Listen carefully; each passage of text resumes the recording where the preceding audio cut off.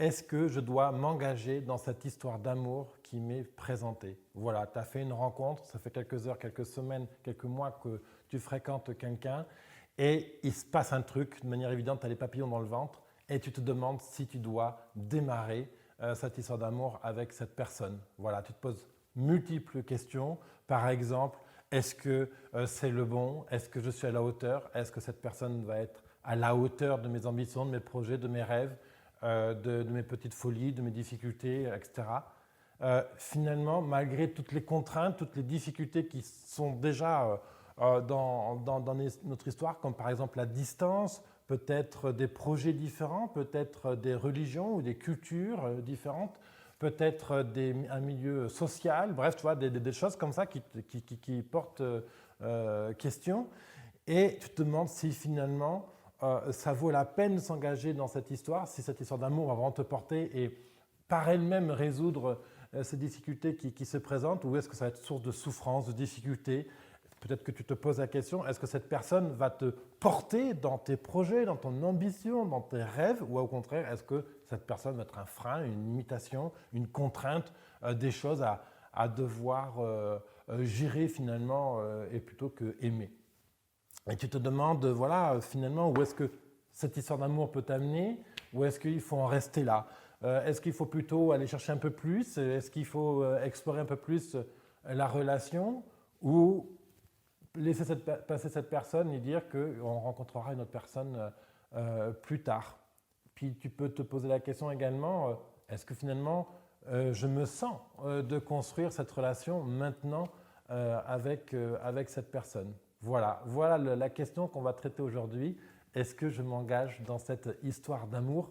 C'est une question qui me concerne et c'est une question aussi que je reçois beaucoup à travers vos témoignages sur homoheureux.fr, chaîne YouTube, le podcast, etc. Et je vais tenter de t'apporter des éclairages sur cette question-là. Bonjour, bienvenue à toi dans le podcast homoheureux.fr et tu peux retrouver tous les épisodes sur le site web homoheureux.fr plus des guides pour vivre une vie LGBT épanouie. Tu as tous les liens sous la vidéo si tu m'écoutes sur YouTube, Spotify, Deezer, etc. Et si tu m'écoutes déjà sur le site web homoheureux.fr, eh bien fantastique, tu as juste à quelques portées de clic pour accéder à ces guides pour te permettre d'avoir une vie LGBT épanouie. Voilà, c'est ça mon objectif ici, c'est de t'aider, de t'accompagner dans ton épanouissement personnel. Donc, la situation, c'est la suivante. Tu viens de rencontrer quelqu'un, ou alors ça fait déjà quelques jours, quelques semaines, quelques mois ou même plus que tu as rencontré une personne. De manière évidente, tu ressens quelque chose pour cette personne. Il y a des papillons dans le ventre, vraiment, quand vous parlez ensemble, quand vous êtes ensemble.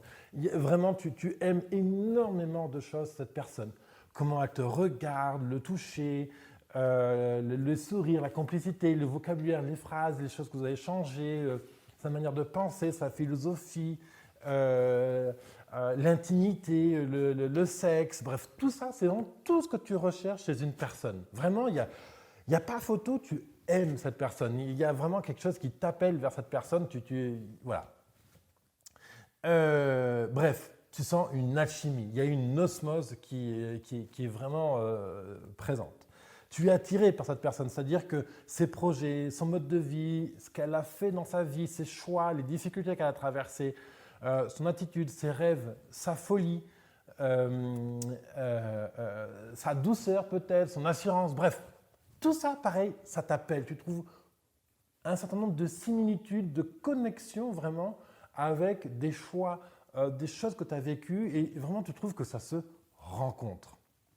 Et voilà, donc tu es clairement touché par cette personne et tu te demandes est-ce que je dois m'engager avec cette personne? Et d'ailleurs, tu as quelques petits signaux qui signalent le doute. Tu mets longtemps à répondre à ces SMS, tu ne réponds pas à tous ces appels téléphoniques, tu mets un peu de distance, tu cherches à temporiser les choses parce que tu as peur que si tu lui réponds, que cette personne pense que c'est bon, qu'on y va. Alors du coup, tu n'as pas envie de donner de faux espoirs. Bref, il y a petites choses comme ça et tu te demandes vraiment qu'est-ce que tu fais avec cette personne? Quelle est cette histoire d'amour finalement qui se présente? Donc déjà, là aujourd'hui, si tu veux, je vais te présenter à peu près 5 points qui vont, je l'espère, te guider dans ce choix d'amour. Déjà, il y aura une prochaine vidéo qui va être publiée là, très bientôt, qui est la peur de l'amour. Parce que tout ça, en fait, l'amour génère ce nombre de peurs, de craintes qui sont normales, légitimes, qui sont liées à notre fonctionnement d'être humain. Et donc, ça génère ce nombre de fuites de comportements qu'on peut appeler la peur de l'amour. Voilà. Mais aujourd'hui, je ne vais pas me focaliser sur les origines de la peur de l'amour. Quelles pourraient être les origines chez toi finalement de cette peur de l'amour? Je vais plutôt me concentrer à te faire un laïus de l'amour et finalement à te dire tout le bon que je pense de l'amour. Juste pour donner un petit résumé, il faut savoir que ces doutes, ces peurs, ces appréhensions, ces questionnements sur l'amour, sur cette relation-là, sont légitimes, ils sont nécessaires, ils sont même très sains. Et pour beaucoup de personnes, ils sont liés à un manque profond de connaissance de soi, à un manque d'estime de soi.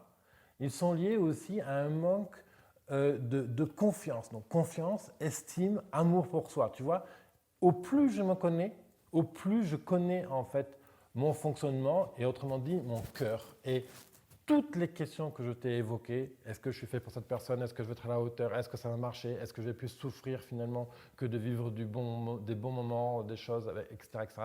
Toutes ces questions sont des questions du mental. Elles ne sont pas des questions du cœur, parce que ton cœur, il a déjà parlé. Quand tu ressens des papillons, ce petit fourmillement, cette impatience, ce bonheur à échanger avec cette personne, même à travers juste un petit SMS, un petit smiley, un petit coup de fil, ou juste l'apercevoir au loin, quelque part dans la rue, ou l'idée que peut-être vous allez vous rencontrer physiquement un jour, etc., etc. Rien que si déjà tu ressens ces choses-là, c'est ton cœur, ton âme qui parle. Vous êtes amoureux, vous êtes connecté. Et donc c'est plutôt de ce constat-là que je vais partir en fait. Ton cœur, lui, il a toujours raison. Et vraiment, ça va être ma ligne conductrice sur l'histoire d'amour, cet épisode en l'occurrence, mais aussi sur tous mes choix au quotidien. C'est-à-dire que tu peux te demander, est-ce que je fais une omelette ou pas? Est-ce que je vais laver le linge ou pas? Est-ce que c'est le moment de faire ce projet business? Est-ce que c'est le moment d'accepter cette offre d'emploi? Etc. Tu peux écouter ton mental et si avant ou après d'écouter le mental, je viens interroger mon cœur a toujours une réponse aux questions que je me pose. Et ça s'appelle l'éveil, ça s'appelle la connaissance de soi. Voilà. Donc j'en parlerai plus longuement dans une autre vidéo où je t'aiderai justement à développer cette connaissance de soi qui est si importante pour cette paix intérieure, pour ressentir pleinement l'amour qu'on a pour soi, le développer et bien sûr partager l'amour autour de soi. Donc aujourd'hui, est-ce que je dois m'engager dans cette histoire d'amour? On n'est pas sur une vision de bisounours de l'amour, c'est tout beau, etc. Évidemment, l'amour va présenter des difficultés, des choses que vous allez devoir résoudre à deux, etc. C'est ça l'amour, c'est le projet de vivre à deux. Donc déjà, premier point que j'ai envie de t'évoquer, c'est que l'amour est une bénédiction. C'est une chance inouïe, c'est une bénédiction que ces deux personnes, toi et cette personne, que ce soit une fille ou un garçon, c'est pareil, c'est une bénédiction que vous vous soyez rencontrés. Pense à une chose quand même toute bête, nous sommes presque 8 milliards sur Terre et 20 dieux. C'est cette personne que tu rencontres. Cette personne-là qui remplit énormément de critères qui te sont chers pour pouvoir vivre une histoire d'amour. C'est quand même incroyable. Réfléchis-y 2 secondes. Quelle était la probabilité que vous vous rencontrez, vous vous voyez, que vous puissiez avoir des moments de qualité ensemble, que vos moments d'intimité matchent, que les désirs sexuels, les désirs de vie, les désirs de partage, de vivre ces choses ensemble soient alignés. Et j'adore faire la comparaison avec une porte de coffre-fort de banque. Tu sais, cette porte ronde, immense, derrière, tu as tout l'or du monde. Autrement dit, on va remplacer l'or par l'amour. D'accord? Ces projets, ces rêves, ces fantasmes, ces désirs personnels, désirs d'amour, de partage, de contribution, ces désirs sexuels, tout ce qui constitue l'humain. C'est derrière cette porte de coffre-fort. Et pour ouvrir ce coffre-fort, il y a plein de combinaisons il y a plein de petites serrures à déverrouiller. Et ces combinaisons, il faut qu'elles soient toutes alignées en même temps pour que l'histoire d'amour ait lieu. Je répète, il faut que toutes ces combinaisons soient justes du premier coup pour que l'histoire d'amour ait lieu. Donc, ces combinaisons, c'est quoi? Eh bien, c'est partager les mêmes rêves, les mêmes valeurs, la philosophie de vie, que l'intimité dans le lit se passe vraiment comme vous aimez tous les deux. C'est pas gagné. Chacun a des difficultés. Voilà. Que les blessures puissent se rencontrer, que vos projets, vos rêves, vos ambitions, les goûts, les couleurs, tout ça doit être aligné au même moment. Et comme ça a été aligné au même moment, ton cœur a dit, cette personne est magique. Et c'est là où ton cœur parle. Parce que ton cœur, en fait, il a évalué que toutes ces serrures-là étaient déverrouillées. Et donc, il a pu ouvrir cette porte de coffre-fort pour rentrer dans cette chambre de l'amour. Évidemment, tu te trouves tout d'un coup face à un amour vraiment possible qui va venir chambouler des habitudes, peut-être devoir modifier un peu tes projets, etc. Mais en face, c'est pareil. Hein. La personne en face se retrouve dans la même circonstance que toi. C'est ça qui est intéressant. Et vous êtes face devant ce potentiel amour, peut-être qui va durer quelques heures, peut-être quelques jours, quelques mois, certainement quelques années, et probablement toute une vie. Et c'est ça, en fait, qui se pose devant toi. Et donc là, voilà, l'amour est une bénédiction parce qu'à un moment précis, cette porte de coffre-fort s'est ouverte. Toutes les serrures, toutes les conditions étaient réunies pour que tu puisses vivre l'amour avec cette personne-là. Une autre métaphore que j'aime bien utiliser, c'est celle du gâteau. Tu sais, si tu cuisines un peu, ou si tu bricoles, ou peu importe, si tu fais une activité manuelle, tu as beau faire 10 fois la même chose, le même gâteau, la même omelette, la même pièce de menuiserie, la même peinture, la même balade, à chaque fois, il y aura un petit truc qui fera que cette balade n'aura pas été 100% satisfaisante. Combien de fois sur un gâteau ou une omelette, tu l'as réussi comme tu voulais? Peut-être une fois sur 10, peut-être une fois sur 100. Mais moi, je suis un cuisinier amateur, je suis quand même précis sur ma cuisine, et il n'y a rien à faire. Il y a des gâteaux, mon pain, tu vois, j'en suis à la 15e fournée, il n'y a rien à faire. À chaque fois, il n'est pas parfait. Et là, l'amour que tu es en train de vivre avec cette personne, en tout cas que tu ressens à l'égard de cette personne, il fonctionne. C'est le gâteau parfait sur 100 que tu as fait. Et je repose la question, il y avait combien de chances sur 8 milliards d'êtres humains qu'il y a sur Terre de rencontrer cette personne et de vivre, que toutes les deux, vous soyez prêtes à vivre cette même intensité de rencontre. C'est ça la magie de l'amour. C'est pour ça que je parle de bénédiction. Et donc, juste pour ramener un peu aussi d'objectivité dans l'histoire, parce que quand tu poses la question, mais est-ce que cette personne est faite pour moi, est-ce que je peux m'engager dans l'amour, c'est que tu cherches à ramener quelque chose qui est très mystique, diffus, qui n'est pas le contrôle, parce que l'amour c'est tout sauf le contrôle, à ramener de la raison, de l'objectivité. Tu cherches à prendre quelque chose qui est dans le cœur et à le ramener dans le mental. Et de l'amour naît toujours et exclusivement d'excellentes choses. L'amour est toujours porteur de sens, porteur d'enseignement, porteur d'énergie qui vont t'aider à traverser des choses dans ta vie que tu n'arrives pas à traverser aujourd'hui. L'amour, psychologiquement, c'est quelque chose qui est là pour t'aider à résoudre des bugs que tu n'arrives pas à dépasser dans ta vie. Et tu as identifié que cette personne en face allait pouvoir t'amener des ressources, tout ça c'est inconscient, hein, que cette personne allait pouvoir t'amener des ressources pour dépasser tes propres limitations. Tu as le projet de devenir, de faire quelque chose de très grand, d'ambitieux, tu as un projet vraiment qui demande des ressources. Si tu as rencontré cette personne-là, c'est que c'est cette personne-là qui t'a aidé à les porter. Est-ce que cette personne va être à la hauteur de cette ambition? On ne sait pas encore. Mais en tout cas, si aujourd'hui, le coffre-fort a décidé de s'ouvrir, c'est qu'aujourd'hui, cette personne répond à tous les ingrédients dont tu as besoin pour réussir ton gâteau à toi, ta vie. Et au pire des cas, vraiment, tu t'engages dans tes histoires d'amour, et au pire des cas, tu t'aperçois dans 1 mois, 3 mois, 6 mois, 1 an, que ça ne marche pas. Pour plein de raisons, peu importe lesquelles. Et bien, tu auras toujours vécu ça pendant 1 an, tu auras appris d'elle. Au pire des cas, tu auras appris de cette personne-là. Et c'est ça l'amour, justement, c'est ça la connaissance de soi. C'est-à-dire que tu peux voir la souffrance si tu veux. Déjà, il faut savoir une chose, c'est l'humain ne change dans la vie, il ne change ses comportements, ses réactions, il ne soigne ses blessures que dans 2 circonstances. Que 2. La première, c'est l'amour, la deuxième, c'est la souffrance.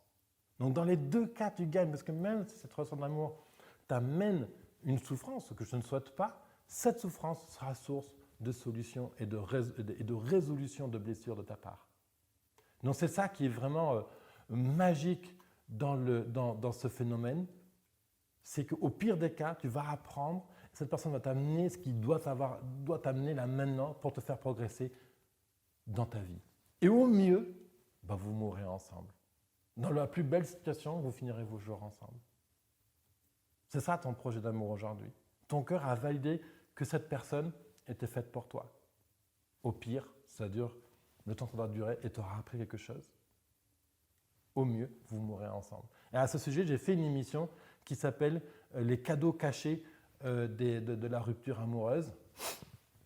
Et justement, parce que moi je suis quelqu'un aussi qui vit vraiment l'amour, et j'ai été partagé dans ce podcast justement les cadeaux cachés, les bénéfices cachés d'une rupture amoureuse. Donc justement, ça fera le lien avec le pire qui puisse arriver.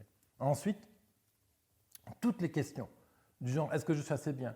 Mais j'ai des projets. Est-ce qu'il va respecter ses projets? Est-ce que c'est le bon moment? Est-ce que je l'aime? Est-ce qu'il m'aime? Etc., etc. Toutes ces questions-là sont des questions du mental. Le mental n'a aucun poids dans l'amour. Aucun. Le mental, lui, il réagit. Réagit, ça veut dire retour en arrière. Il réagit, il n'est pas proactif, il n'agit pas. Il réagit par rapport aux blessures, aux événements que tu as connus dans ta vie. Donc peut-être que tu as vécu une histoire d'amour précédente difficile, peut-être que tu as vécu des agressions, des choses comme ça, qui t'interrogent sur ta capacité à vivre pleinement cette histoire d'amour. Et en fait, là, c'est juste une histoire de connaissance de soi, de confiance de soi, d'estime de soi, d'amour de soi. Alors, c'est des mots, effectivement, que tu vois beaucoup sur Internet qui veulent tout et rien dire. C'est un processus, évidemment, c'est un cheminement personnel. Mais on pourrait le résumer en un mot, la conscience de soi. Et au plus je développe cette conscience, au plus toutes ces questions mentales s'effacent, se fondent. Et donc, dis-toi bien une chose, qu'à partir du moment où tu te poses des questions mentales du type « est-ce que je suis assez bien? Est-ce que je suis à la hauteur? Est-ce qu'il m'aime? Est-ce que je vais l'aimer? Est-ce que finalement ce ne sera pas une contrainte pour les projets compagnie ?» C'est la preuve sine qua non qu'il existe quelque chose de fort entre vous et que quelque chose est possible. Parce que sinon, ton cerveau ne se poserait pas les questions. C'est parce qu'il a peur que quelque chose est possible, que quelque chose de merveilleux va arriver, que du coup, il te pose ces questions pour dire « Hé mec, hé nana, on arrête là, j'ai peur, j'ai la trouille de ce que je vais vivre derrière et donc du coup, je me barre parce que faudrait pas que je sois heureux quand même, faudrait pas quand même qu'il m'arrive du bonheur, faudrait pas que je prenne du plaisir au lit, faudrait quand même pas que je prenne du plaisir dans ma vie. Bordel, je suis tellement bien dans ma maison, là, tout seul, à m'ennuyer, à me morfondre, à faire des plans d'un soir, finalement, à ne pas rencontrer des mecs qui m'appellent. C'est tellement mieux finalement. Voilà. Et ton cerveau, il a peur et il se barre. Mais ton cœur, lui, il continue à dire « non, mais je l'aime ». C'est ça le conflit, en fait. Donc, à partir du moment où tu te poses la question « est-ce que… » c'est une mauvaise question dans le sens où ton cerveau t'emmène vers la fuite. Et de la fuite, qu'est-ce qui se passe? Tu recules, tu régresses, tu ne progresses pas dans ta vie. Donc, au plus je développe cette conscience de soi, cette connaissance de soi, au plus je peux lire mes peurs, interroger mon appréhension, évaluer la résistance qu'il y a par rapport à cette histoire d'amour et donc proposer une réponse d'amour à ça. Je peux l'évoquer avec cette personne, je peux en parler, tu peux me passer un coup de fil, etc. Mais je ne reste pas dans la peur, je vais faire un choix proactif vis-à-vis de cette peur. Ça fera l'objet d'une prochaine vidéo, comment gérer ces peurs d'amour. Pour moi, le cœur a toujours raison.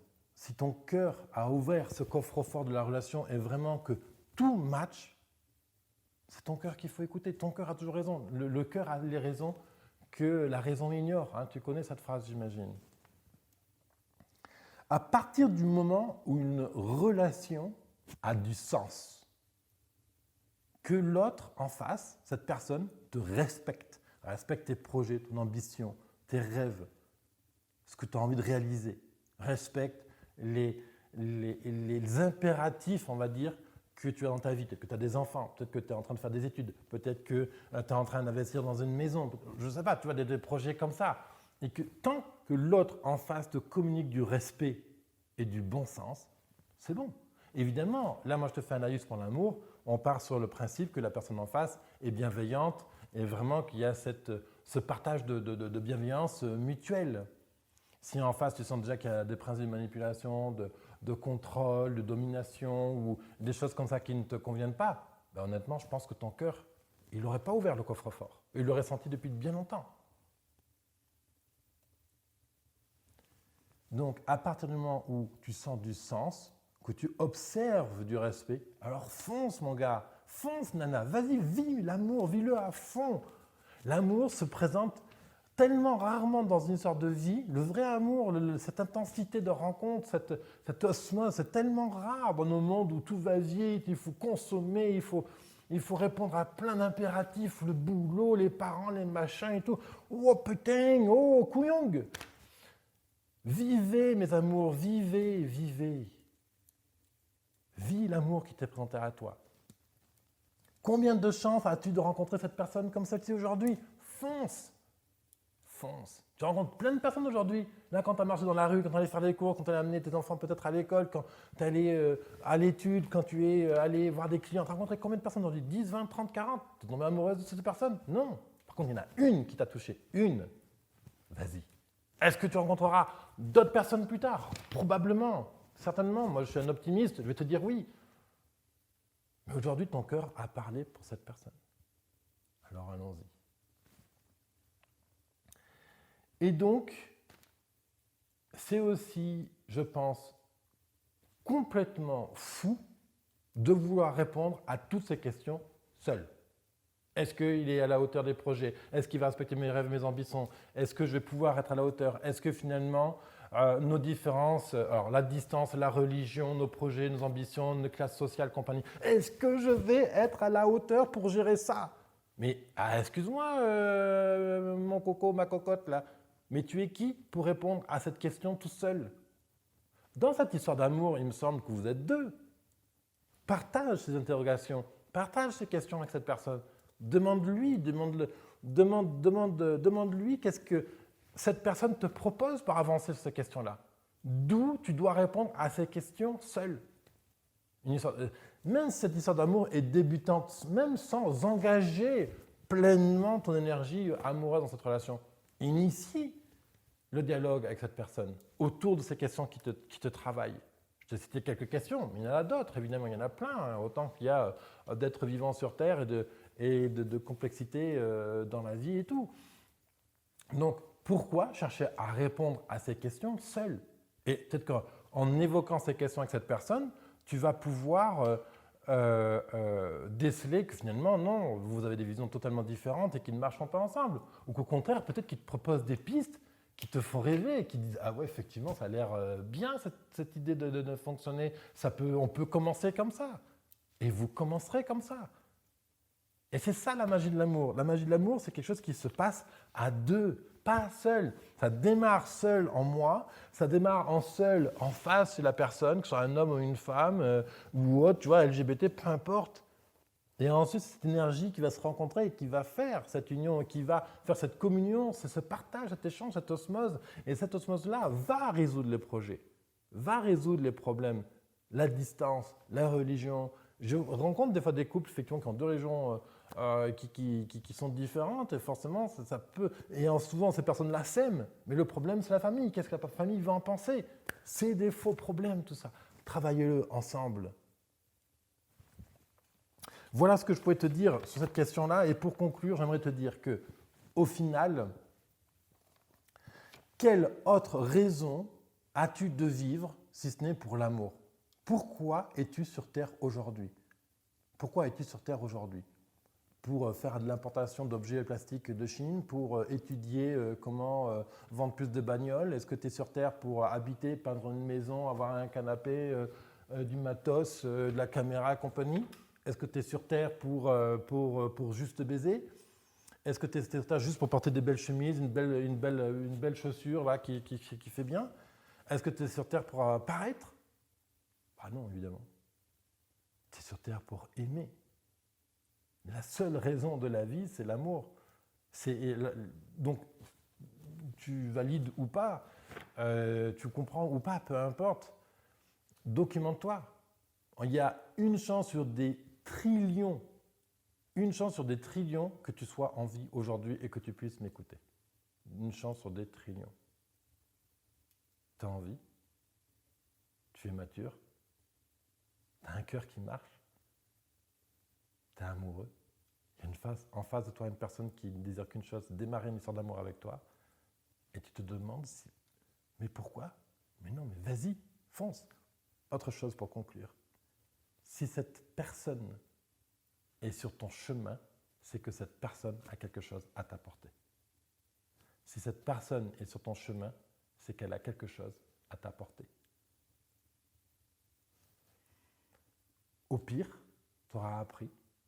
Au plus beau, vous mourrez ensemble.